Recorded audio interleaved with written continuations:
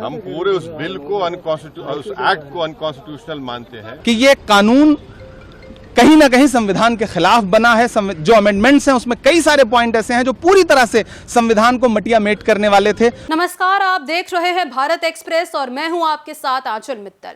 पूरे देश में इस समय वक्फ को लेकर माहौल गर्म है। नए वक्फ कानून के खिलाफ दायर याचिकाओं पर सुप्रीम कोर्ट में लगातार दूसरे दिन सुनवाई हुई। इस दौरान सर्वोच्च अदालत ने वक्फ कानून पर फिलहाल स्टे नहीं लगाया है।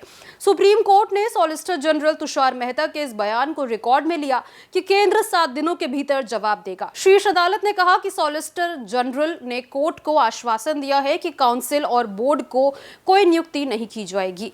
सुप्रीम कोर्ट ने कहा कि सॉलिसिटर जनरल ने आश्वासन दिया है कि अगली सुनवाई की तारीख तक वक्फ, जिसमें पहले से पंजीकृत या अधिसूचना के माध्यम से घोषित वक्फ शामिल है, उनको ना तो डीनोटिफाई किया जाएगा और ना ही कलेक्टर को बदला जाएगा। सुप्रीम कोर्ट ने कहा कि केंद्र को 7 दिनों के भीतर जवाब दाखिल करना चाहिए। वक्फ संशोधन अधिनियम पर सुप्रीम कोर्ट की सुनवाई पर एडवोकेट वरुण कुमार सिन्हा ने कहा कि सुप्रीम कोर्ट ने वक्फ कानून पर रोक नहीं लगाई है। भारत के सॉलिसिटर जनरल ने कहा कि नए संशोधन अधिनियम के तहत परिषद या बोर्ड में कोई नियुक्ति नहीं की जाएगी। सुप्रीम कोर्ट ने आदेश में लिखा कि सरकार अगली तारीख तक उन संपत्तियों को डीनोटिफाई नहीं करेगी जो रजिस्टर्ड और गेजेटेड है। हालांकि सरकार अन्य संपत्तियों पर कार्रवाई करने के लिए स्वतंत्र है। इधर वक्फ पर मोर्चा खोले ओवैसी ने कहा कि सुप्रीम कोर्ट ने भी कहा है कि सेंट्रल वक्फ काउंसिल और स्टेट वक्फ काउंसिल का गठन नहीं किया जाएगा। वक्फ बाय यूजर को हटाया नहीं जा सकता। जेपीसी की चर्चा के दौरान मैंने सरकार की ओर से प्रस्तावित सभी संशोधनों का विरोध करते हुए एक रिपोर्ट दी थी और बिल पर बहस के दौरान मैंने बिल को असंवैधानिक बताया था। इस एक्ट के खिलाफ हमारी कानूनी लड़ाई जारी रहेगी। क्या कुछ कहा है, सुनिए। हम पूरे उस बिल को उस एक्ट को अनकॉन्स्टिट्यूशनल मानते हैं और ये आर्टिकल 25, आर्टिकल 26, 14 और 15 और 29 का ग्रेव वायलेशन है। ये हम पहले से ही बोल किया है और आज फिर आपके सामने रिपीट कर रहा हूँ। No. See, let us be very careful. The Honorable Supreme Court, as rightly pointed out by my counsel, Mr. Nizam Pasha, the Supreme Court has said that the Central Waqf Council and the State Waqf Boards will not be constituted. Waqf by user cannot be deleted. Now, there are other provisions also which we as a party have come to the Honorable Supreme Court that calling it unconstitutional.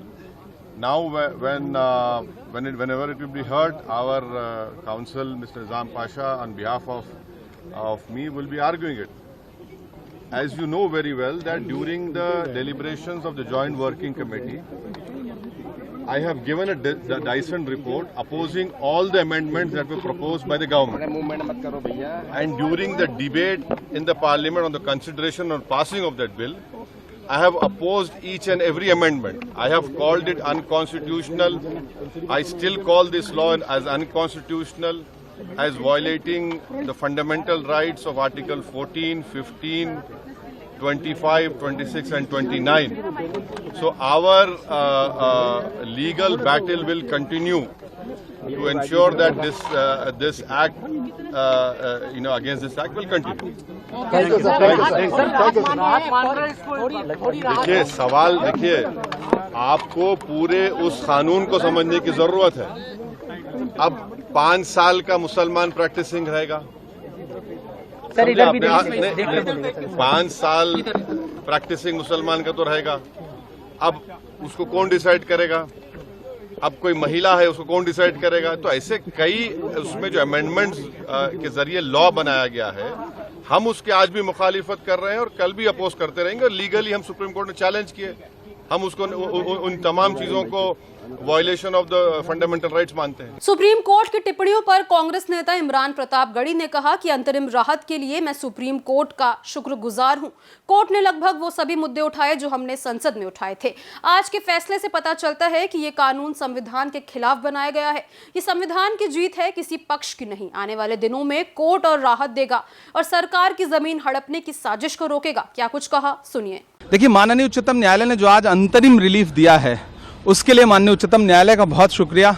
और वो सारे point जो हमने petition में रखे थे, जो हमने पार्लियामेंट में उठाए थे, उसको ज्यादातर को माननीय उच्चतम न्यायालय ने संज्ञान लिया, कंसीडर किया। और आज जो रिलीफ है वो ये दर्शाती है कि ये कानून कहीं ना कहीं संविधान के खिलाफ बना है। जो अमेंडमेंट्स हैं उसमें कई सारे पॉइंट ऐसे हैं जो पूरी तरह से संविधान को मटिया मेट करने वाले थे।